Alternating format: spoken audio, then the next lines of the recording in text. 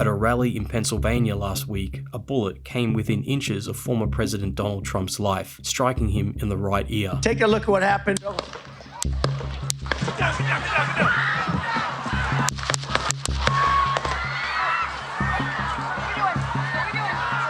He was immediately pulled off stage by the Secret Service. A bystander was killed and 2 people were critically injured. In a statement on social media, Trump wrote, "It was God alone who prevented the unthinkable from happening. We will fear not, but instead remain resilient in our faith and defiant in the face of wickedness." In an Oval Office address, President Joe Biden called for a de-escalation of political discourse. For an attempted assassination on Donald Trump, there is no place in America for this kind of violence, for any violence ever.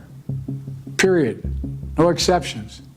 We can't allow this violence to be normalized. The political world now stands on edge as investigators try to figure out who tried to kill Trump and how the shooter got so close. The shooter, identified as Thomas Matthew Crooks, a 20-year-old from Bethel Park, Pennsylvania, was killed at the scene by the Secret Service. He was reportedly shooting from an elevated position. Witnesses saw him on the roof of a nearby building. We noticed a guy crawling,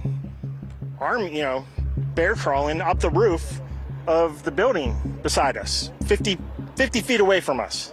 So we're standing there, we're pointing at the guy crawling up the roof. And he had a gun, right? He had a rifle. We could clearly see him with a rifle. Crooks, described as withdrawn but smart, had few friends and kept quiet about his political views, making it challenging for the FBI to determine his ideology or motive. The New York Times reported that he was a registered Republican, but had donated $15 in 2021 to a Democratic-aligned organization focused on voter turnout. He hadn't been on the FBI's radar before the shooting, and there was no indication of mental health issues. Crooks used an AR-15, a gun traced back to his father, which they kept in their house. He frequented a rifle range and was presumed by his father to be there if not at home. On the day of the shooting, his father assumed he had gone to the range, but became concerned when he couldn't reach him. Seeing the news of the shooting on TV, he called the police. Authorities found explosive devices in Crook's car near the rally and bomb-making materials in his home. The FBI has accessed his phone but hasn't determined his motives. Law enforcement believes he acted alone, but the investigation is ongoing.